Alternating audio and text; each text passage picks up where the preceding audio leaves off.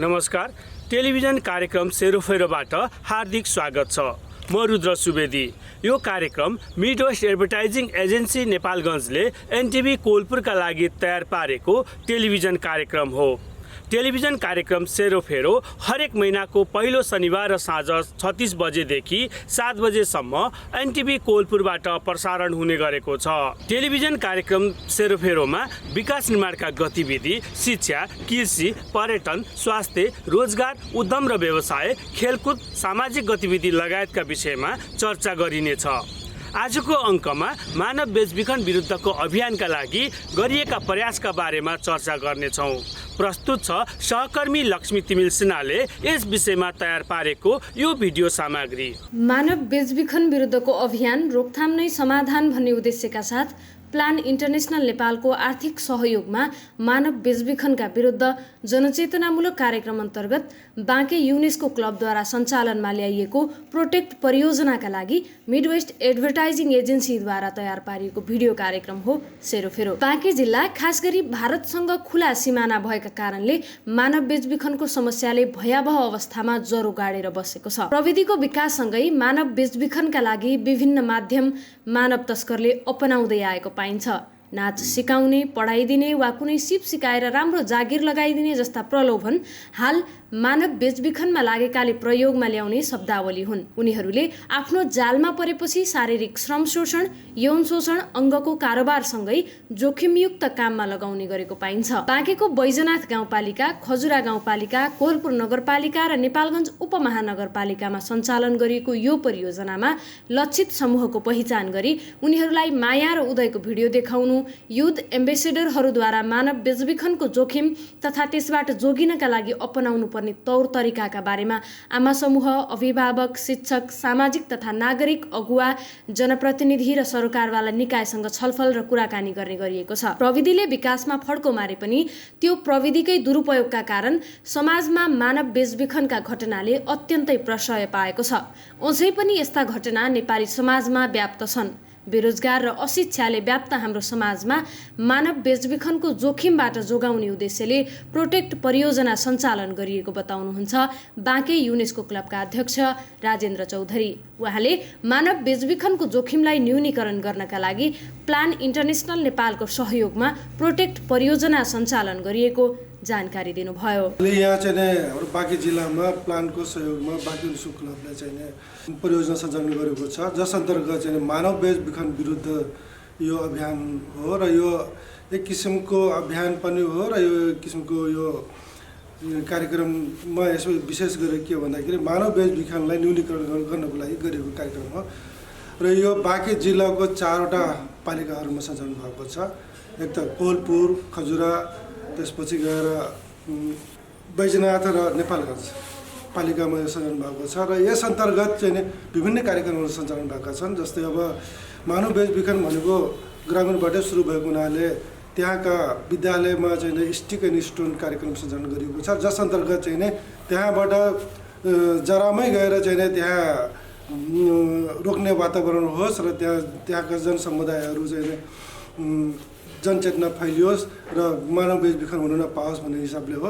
र त्यसै गरेर हामीले त्यहाँका युवा समुदायहरूले पनि समावेश गरेका छौँ, जस अन्तर्गत चाहिँ त्यहाँका हाम्रा युथ एम्बेसेडरहरू चाहिँ मानव बेचबिखन विरुद्धको अभियानमा हामीसँगै साथ दिइराख्नु भएको छ र त्यसै गरेर पालिका स्तरमा पनि विभिन्न किसिमका पोलिसीहरू बनेका छन्, त्यसलाई चाहिँ कार्यान्वयन गर्नको लागि पनि हामीले सपोर्टहरू गरेका छौँ र त्यस्तै गरेर हाम्रो चाहिँ प्रहरी निकायबाट पनि हामीले निकै सहयोग पाएका छौँ र यसले गर्दाखेरि यसले प्रभाव के पारेको छ भन्दाखेरि हाल अहिले यो मानव बेचबिखन चाहिँ विरुद्धमा चाहिँ एकदमै राम्रो सहयोग भएको हुनाले यसको चाहिँ मानव बेचबिखन ओसार पसार गर्ने काम चाहिँ असाध्यै कम भएको छ र यसले यो आगामी दिनमा पनि यसले एकदमै राम्रो सहयोग गर्नेछ, जुन ताकि चाहिँ बाँके मात्रै होइन कि अरू छिमेकी जिल्लाहरूबाट पनि जुन मानव बेचबिखन ओसार पसारको लागि जुन एउटा नाका छ हाम्रो जमुना नाका, त्यसमा पनि त्यसले गर्दाखेरि पनि त्यहाँको रोकथाम गर्न सजिलो होस् र त्यस्तो किसिमको सञ्जालहरू तयार भएको हुनाले यसले अझै सजिलो तरिकाले रोक्न सकिन्छ भन्ने हामीले विश्वास गरेका छौँ। यो प्रोटेक्ट कार्यक्रम सुरु हुनुभन्दा अगाडि हुन त पहिला पनि विभिन्न सङ्घ संस्थाहरूले काम गरेकै अवस्था हो। जस्तै अब जमुना नाकामा हेर्ने हो भने हामीले चाहिँ त्यहाँ विभिन्न सङ्घ संस्थाबाट प्रतिनिधिहरू तैनात भएको पाउँथ्यौँ हामीले। तर त्यो त्यतिले मात्र नपुग्दो रहेछ, किन भन्दाखेरि त्यो त एउटा नाका भयो। अब त्यो नाकाबाट के हुन्छ भन्दाखेरि हामीले छोप्न सक्यो भने त्यो रोक्न सकिन्छ। तर अब त्यो जुन समुदाय स्तरबाटै जुन किसिमको जुन एउटा मानव बेचबिखनको लागि जुन प्रयासहरू गरिन्थ्यो त्यसलाई चाहिँ रोक्नको लागि हामीले समुदायमै जानुपर्ने अवस्था भएको हुनाले हामी चाहिँ विशेष गरेर यो समुदाय स्तरमै यस्ता खालको कार्यक्रमहरू तयार गरेर गयो भने राम्रो हुन्छ भन्ने हिसाबले चाहिँ त्यहाँ चाहिँ हामीले पहुँच गरेको हो। अहिले हामीले चाहिँ 20 जना चाहिँ युथ एम्बेसडरले सञ्चालन गरेका छौँ, परिचालन गरेका छौँ र उहाँहरूले चाहिँ अस्ति भर्खरै हामीले चाहिँ रिभ्यू मिटिङमा पनि विभिन्न सामग्रीहरू पनि वितरण गरेका छौँ। जस्तै अब भेस्टहरू भयो, त्यस्तै गरेर क्यापहरू भयो, त्यस्तै गरेर ट्याब्लेट दिएका छौँ ताकि त्यो ट्याब्लेट मार्फत चाहिँ समुदायमा चाहिँ उनीहरूले त्यस्तो खालको चाहिँ भिडियोहरू देखाएर भिडियो ट्याब्लेटमा भएका भिडियोहरू देखाएर जनचेतना फैल्न सकियोस् र त्यस अन्तर्गत त्यसलाई प्रयोग गरेर रिपोर्टिङहरू गर्न चाहिँ सकियोस् भन्ने हिसाबले चाहिँ उहाँहरूले ट्याब्लेट पनि दिएका छौँ। खास गरी मोबाइल फोन, भाइबर, इमो, फेसबुक, वाट्सएप, इन्स्टाग्राम जस्ता सामाजिक सञ्जालबाट जोडिएका अपरिचित व्यक्तिहरूसँगको वार्तालापबाट जोखिममा पर्ने खतरा अत्यन्तै बढेर गएको पाइन्छ। प्रविधिको दुरुपयोगको जोखिमतालाई न्यूनीकरण गर्नका लागि सामाजिक क्षेत्रबाट पनि पहरेदारी र सचेतनाको क्षेत्रमा भूमिका निभाउन आवश्यक रहेको मानव बेचबिखन विरुद्धको क्षेत्रमा क्रियाशील माइती नेपालका नेपालगञ्ज संयोजक केशव कोइरालाको बुझाइ छ। बेचबिखन तथा ओसार पसार आम नागरिक र नागरिक समाज लगायत हरेक तह र तबकाका मानिसहरूको चासोको विषय हुनुपर्नेमा जोड दिँदै उहाँले आजभोलि सम्भ्रान्त परिवारका व्यक्तिहरू पनि विभिन्न बाहनामा बेचबिखन र ओसार पसारमा परेको बताउनुहुन्छ। अहिले मानव बेचबिखनको सन्दर्भमा कुरा गर्नुपर्दाखेरि अहिले पनि जुन रूपमा मानव बेचबिखन न्यूनीकरण भएर जानुपर्ने थियो त्यो हुन सकिरहेको छैन। खास गरी पछिल्लो समयमा मानव बेचबिखनका स्वरूपहरू परिवर्तन भएर गएका छन्। हिजो भारत लगायतका स्थानहरूमा यौन शोषण र श्रम शोषणका लागि मात्रै बेचबिखन हुने गर्दथ्यो भने अहिले खाडी सँगसँगै केही विकसित मुलुकहरूमा पनि मानव बेचबिखन हुने गरेको छ। र हिजो मानव बेचबिखनका जुन प्रयोजनहरू थिए यौन शोषण श्रम शोषण मात्र होइन, अहिले गर्भाशयको बेचबिखनका कुराहरू पनि छन्। हामीसँग केही घटनाहरू आउन पनि थालिसकेका छन् जसलाई हामीले कानुनी प्रक्रियामा पनि लाने प्रयासहरू गरिरहेका छौँ। त्यस कारण यसका प्रयोजनहरू पनि परिवर्तन भएर गएका छन् भने सँगसँगै मानव बेचबिखन हुने व्यक्तिहरूमा पनि परिवर्तन भएर हिजो गरिबी, अशिक्षा, बेरोजगारी भन्थ्यौँ हो बेचबिखनका मुख्य कारणहरू नै हुन्। तर अहिले गरिब, अशिक्षित, बेरोजगारहरू मात्र होइन, शिक्षित र साम्रान्त परिवारका मानिसहरू पनि बेचबिखन परेको पाइन्छ।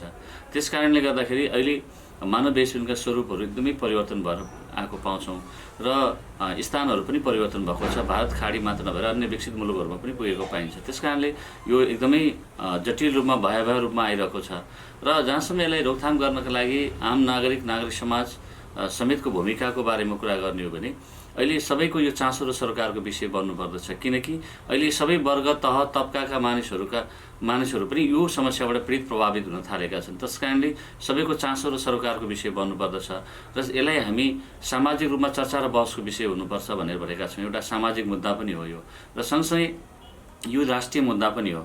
हामी सन् 2001 आयोगको तथ्याङ्कलाई हेर्ने हो भने 2.5 लाख नेपाली महिला बालबालिकाहरू भारतमा मात्रै छन् भनेर आयोगले सन् 2001 मा भनेको हो र सँगसँगै त्यसलाई पुष्टि गर्ने गरी विगत वर्षहरूमा राष्ट्रिय मानवाधिकार आयोगले निकाल्ने गरेको सर्वेक्षणले पनि त्यो देखाइरहेको छ कि वार्षिक 12 देखि 13,000 नेपाली महिला बालबालिकाहरू भारतमा शोषणमा पर्छन् भनेर आइसकेको छ। त्यस कारणले यो लाखौँको सङ्ख्यामा भएको नेपालीहरूको जुन शोषण छ यसलाई रोक्नका लागि यो एउटा राष्ट्रिय मुद्दा पनि हो र राज्यले यसलाई राजनीतिक सँगसँगै राष्ट्रिय मुद्दा बनाएर यसलाई अगाडि लिएर जानुपर्छ। त्यही अनुसारका नीतिहरू बनाउने, त्यही अनुसारका योजनाहरू बनाउने, कार्यक्रमहरू गर्ने र त्यसलाई कार्यान्वयन गर्नेहरू र सँगसँगै कतिपय नीति कानुनहरू, नीति नियमहरू बनेका छन् र त्यो अनुसारको संरचना र पूर्वाधारहरू पनि हुन सकिरहेको छैन। त्यस कारणले त्यो कानुन बनाउने मात्रै ठुलो कुरा होइन रहेछ, त्यो अनुसारका संरचनाहरू बनाउने, सशक्तिकरण गर्ने लगायतका कार्यहरू पनि राज्यले गर्नुपर्छ। त्यस अन्तर्गत चाहिँ त्यो गर्न बाध्य पार्नका लागि नागरिक समाजले सधैँ एउटा सचेत नागरिकको भूमिका निर्वाह गरिरहनु पर्दछ र त्यो संरचनाहरू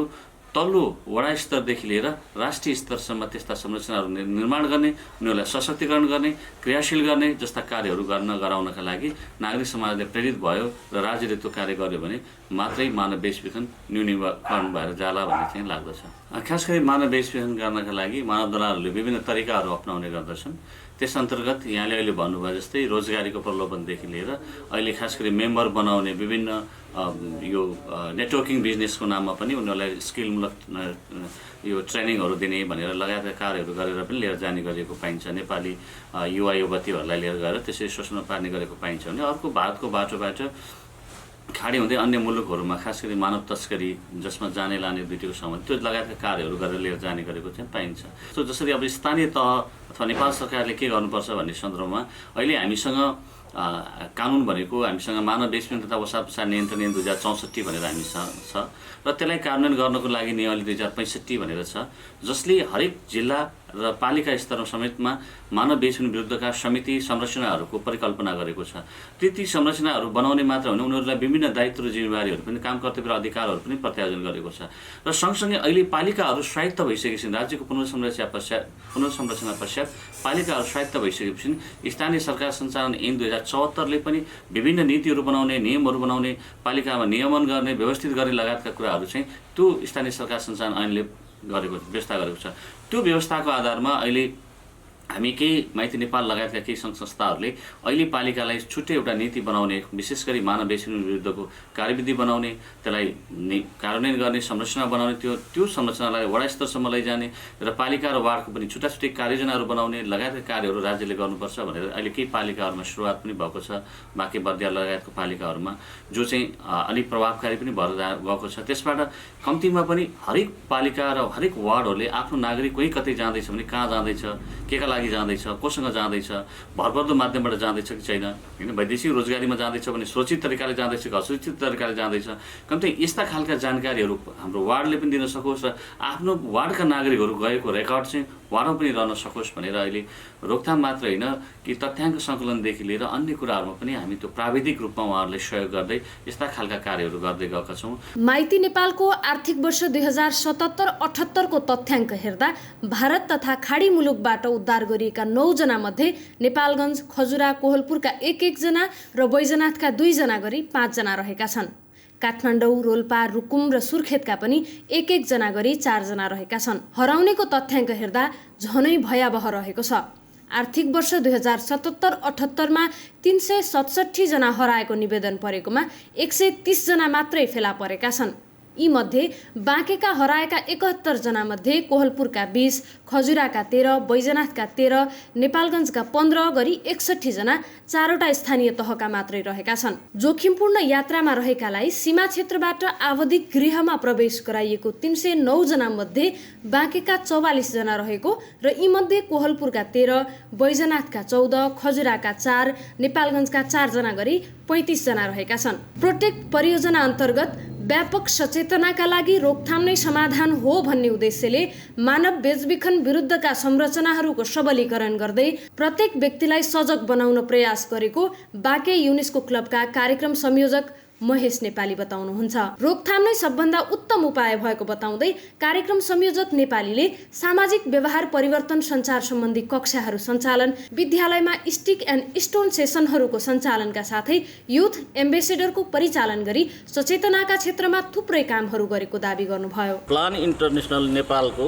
आर्थिक तथा प्राविधिक सहयोगमा बाँके युनेस्को क्लबद्वारा सञ्चालित रोकथाम, पहिचान, शिक्षा र रूपान्तरण प्रोटेक्ट परियोजना अन्तर्गत बाँके युनेस्को क्लबले खास गरेर मानव बेचबिखन हुनबाट व्यक्तिलाई पहिले नै जोगाउनुपर्छ, के अरे रोकथाम नै समाधान हो।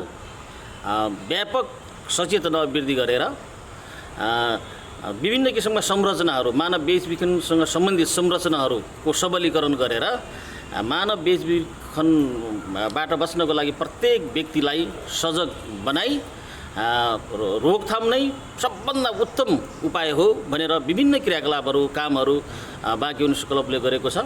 जसमा सबैभन्दा महत्त्वपूर्ण काम हामीले यो एसबिसिसी सेसनहरू भन्छ यो सामाजिक व्यवहार परिवर्तन सञ्चार सम्बन्धी कक्षाहरू सञ्चालन गरिरहेको छ। यसमा विशेष गरेर बालबालिकासँग र यो समुदायमा के अरे स्वतःस्फूर्त रूपमा स्थापित सङ्घ संस्थाहरू, त्यसपछि समुदायमा यो संरक्षणको क्षेत्रमा काम गर्ने के अरे समूहहरू सँग त्यो क्लासहरू सञ्चालन गर्छ, जसले मानव बेचबिखनको विरुद्धमा व्यापक रूपमा धेरै मान्छेको बिचमा सचेतना अभिवृद्धि गर्ने काम गरेको छ भने त्यस्तै गरेर हामीले स्टिक एन्ड स्टोन सेसनहरू विद्यालयहरूमा सञ्चालन गरेका छौँ। त्यसले पनि के कुरा दिन्छ भनेपछि के अरे बालबालिकाहरू मानव बेचबिखनबाट र त्यस्तै किसिमका बालबालिकालाई हानि गर्ने कुराहरूबाट आफै कसरी सुरक्षित रहने, के अरे सुरक्षाको उपायहरू कसरी अपनाउने भन्ने एउटा ज्ञान र सिप हासिल गर्छन्। स्टिक एन्ड स्टोन सेसनहरू पनि हामीले सञ्चालन गरिराखेका छौँ र हामीले अर्को गरेको भनेको यो गभर्मेन्ट संरचनाहरूलाई स्ट्रेन्थेनिङ गर्ने, उनीहरूको क्षमता अभिवृद्धि गर्ने र गभर्मेन्ट आज विशेष गरी लोकल गभर्मेन्टलाई यो सवालमा मानव बेचबिखन विरुद्धमा संवेदनशील बनाउने, जिम्मेवार बनाउने तरिकाले उहाँहरूसँग समन्वय गर्ने, उहाँहरूसँग सहकार्य गर्ने त्यो किसिमको लबीहरू एडभोकेसीहरू हामीले गरिरहेछौँ, जसले गर्दाखेरि अहिले स्थानीय तहले पनि यो इस्युलाई एउटा गहन इस्यु हो, यो चाहिँ गम्भीर मानव अधिकार हनन हुन्छ। यदि मानव बेचबिखनमा कोही व्यक्ति पर्यो भने उसको सबै किसिमका अधिकारहरू छिन्निन्छन् भन्ने हिसाबले स्थानीय तहले लगेको छ र त्यसरी हामीले काम गरिरहेका छौँ भने त्यस्तै गरेर हामीले अर्को महत्त्वपूर्ण कुरा यो मानव बेचबिखनको रोकथामका निमित्त हामीले युथ एम्बेसडरहरू परिचालन गरेका छौँ अथवा युथ यो सोसियल चेन्ज एजेन्टहरू जसले आफू परिवर्तन भएर समाजलाई परिवर्तन गर्छन् र मानव बेचबिखन विरुद्धमा एउटा सफल रूपमा काम गर्छन् र व्यापक रूपमा समुदाय स्तरमा जनचेतना जगाउँदै त्यहाँ मानव बेचबिखन सम्बन्धी यदि घटनाहरू कुनै घट्यो भने त्यसलाई तुरन्त सम्बन्धित ठाउँमा रेफर गर्ने काम के अरे हाम्रो सामाजिक अभियन्ता मानव बेचबिखन विरुद्धको अभियन्ताहरू हुनुहुन्छ, उहाँहरूले गर्नुभएको छ। उहाँहरूले धेरै महत्त्वपूर्ण कामहरू गरिराख्नु भएको छ। के अरे सचेतना मात्रै अभिवृद्धि गर्ने काम नभएर उहाँहरूले यदि त्यस्तो किसिमको घटना यदि कतै घट्न थालेको छ, मानव बेचबिखनको कतै पनि उहाँले शङ्का गर्नुभयो भने उहाँले सम्बन्धित ठाउँमा तुरन्त खबर गर्नुहुन्छ र मानव बेचबिखन हुनबाट जोगिन्छ। एउटा काम महत्त्वपूर्ण हामीले त्यो गरिरहेका छौँ भने अर्को कुरा अब होर्डिङ बोर्डहरू मार्फत मानव बेचबिखन विरुद्ध सचेतना अभिवृद्धि गर्ने काम भएको छ। त्यस्तै गरी हामीले रेडियो सिरियल ड्रामाहरू के अरे ब्रोडकास्टिङ गरेका छौँ। त्यसले पनि ठुलो मासमा के अरे जनचेतना अभिवृद्धि गर्ने काम गरेको छ। र समग्रमा हाम्रो उद्देश्य के हो भनेपछि प्रत्येक व्यक्ति मानव बेचबिखन विरुद्धमा सचेत हुनुपर्छ र मानव बेचबिखनबाट जोगिनलाई ऊ व्यक्ति आफै सक्षम हुनुपर्छ भन्ने अभिप्रायका साथ यो प्रोटेक्ट परियोजना अन्तर्गत बाँकी युनेस्को क्लबले प्लानको सपोर्टमा प्लान इन्टरनेसनल नेपालको सपोर्टमा काम गरिरहेको छ।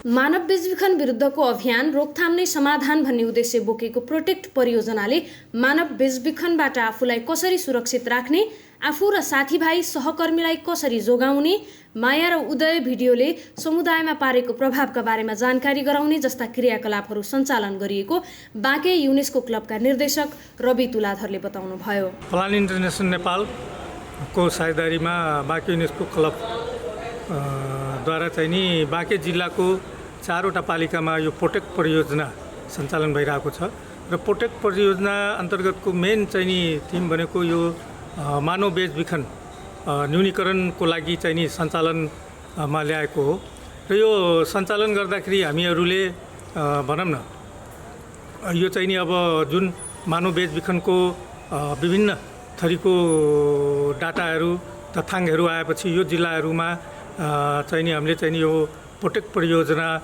सञ्चालन गर्नुपर्छ भन्ने उद्देश्यका साथमा हामीले चाहिँ नि यो प्लानको साझेदारीमा हामीले सञ्चालन गरिरहेका छौँ र त्यसै गरिकन भनौँ न यो जुन मानव बेचबिखन चेलीबेटी बेचबिखन अन्तर्गत भइरहेको छ र यो परियोजना सञ्चालन गर्नुको कारण चाहिँ नि यो बेचबिखनलाई हामीले कसरी अवेरनेस जनचेतनामूलक कार्यक्रमहरू गरेर कसरी न्यूनीकरण गर्न सकिन्छ र त्यस अन्तर्गत हामीले यो पालिकाहरूलाई चाहिँ नि कसरी स्ट्रेन्थ गरेर त्यो चाहिँ नि मानव बेचबिखन चेलीबेटी बेचबिखनलाई न्यूनीकरण गर्न सकिन्छ भन्ने उद्देश्यका साथमा यसलाई हामीले सञ्चालनहरू गरिरहेका छौँ।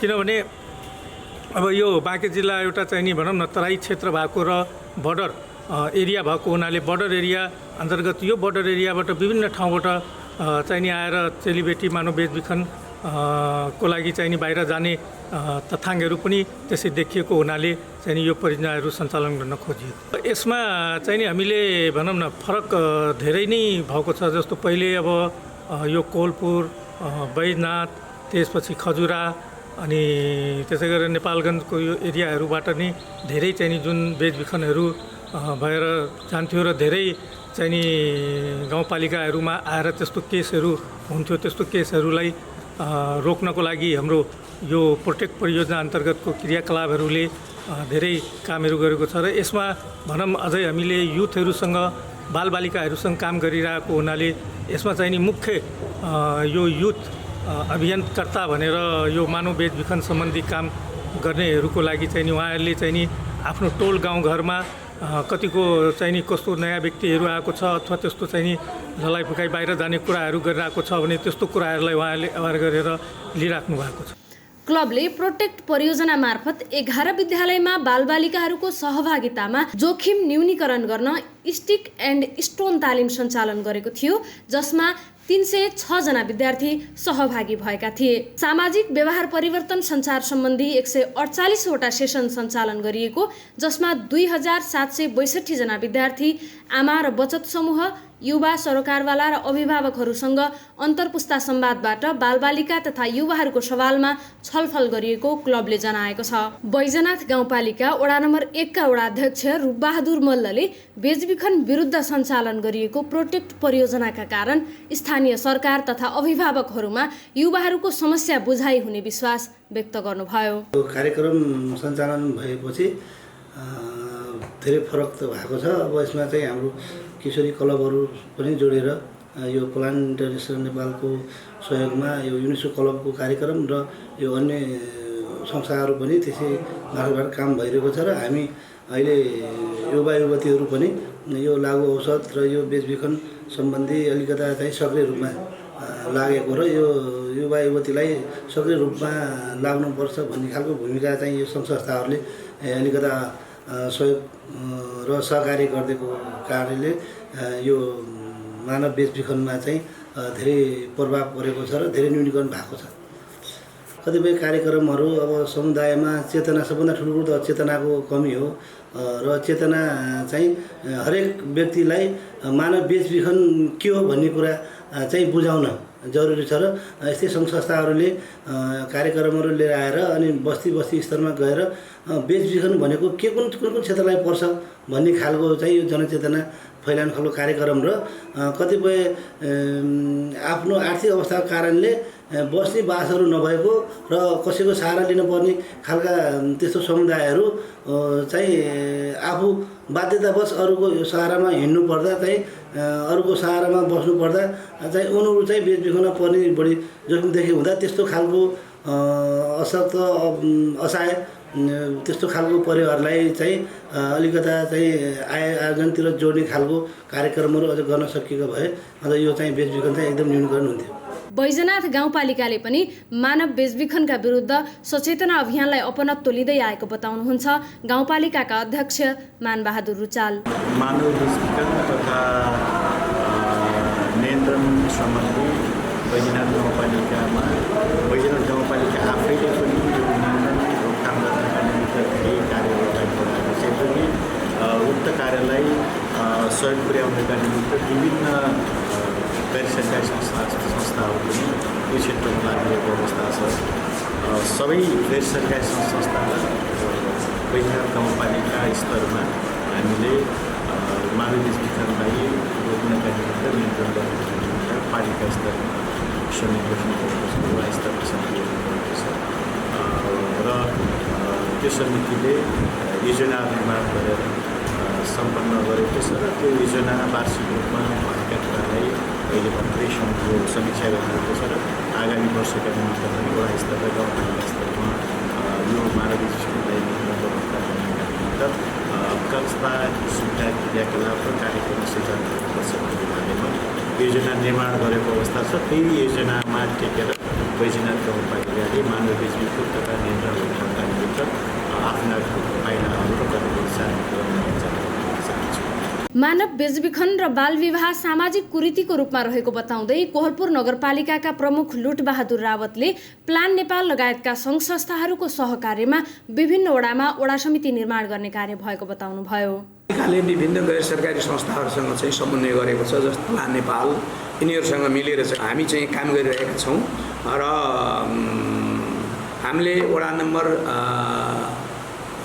12-13 र वडा नम्बर 1 मा मानव बेचबिखन तथा ओसार पसार र बाल विवाहको निमित्त निकै प्रचार प्रसारहरू जनचेतनामूलक कार्यक्रमहरू गऱ्यौँ र जसको फलस्वरूप अहिले 3वटै वडामा हामीले चाहिँ बाल विवाह मुक्त वडा भनेर चाहिँ घोषणा गरेका छौँ 3वटै वडामा।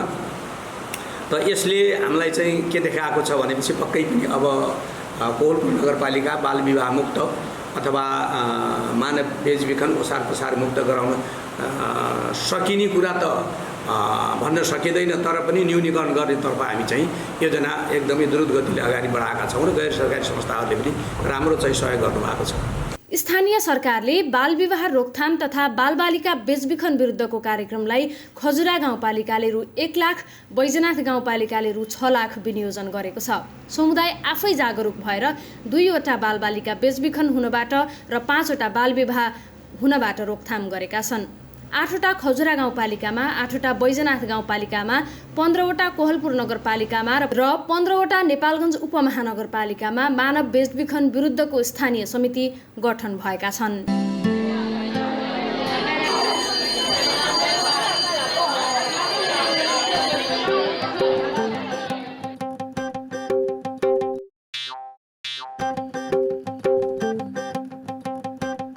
ए माया, फुलाराम चौधरी काकाको घरमा के भएछ? मान्छे जम्मा भएका छन् त। त्यही त, हामी पनि त्यही गएर हेरौँ न।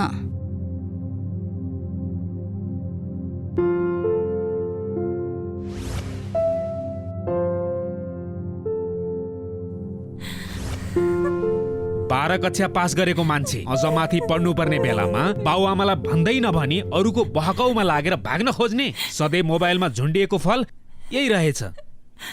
फेसबुकमा चिन्जान भएको कहाँको मान्छेसँग त्यसरी हिँड्न मिल्छ? यो मोबाइलले त सब बर्बाद पार्यो। यसको मोबाइल कहाँ छ? घरभित्रै त होला नि। गत साता गाउँमा मानव बेचबिखनको प्रयासको घटना पश्चात अहिले माया र उदय निकै सचेत बनेका छन्।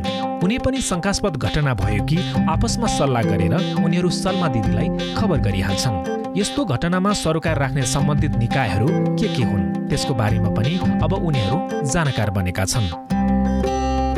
रोजगारीको नाममा कसरी मानव बेचबिखन हुन सक्दछ अनि यस्ता शङ्कास्पद गतिविधि भयो कि कहाँ कसलाई कसरी खबर गर्ने हामी पनि जानौँ है।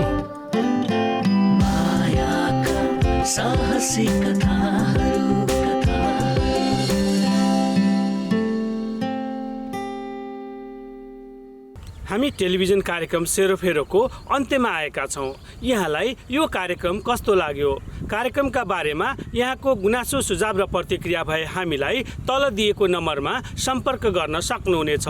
हामी तपाईँका जिज्ञासा सुझाव र प्रतिक्रियालाई सम्बोधन गर्ने प्रयास गर्नेछौँ। हस् त, आजलाई कार्यक्रम उत्पादन सहयोगी लक्ष्मी तिमिल सिन्हाका साथ म रुद्र सुवेदी बिदा हुन्छु। अर्को महिना नयाँ अङ्क र नयाँ विषयवस्तुका साथ उपस्थित हुनेछौँ। नमस्कार।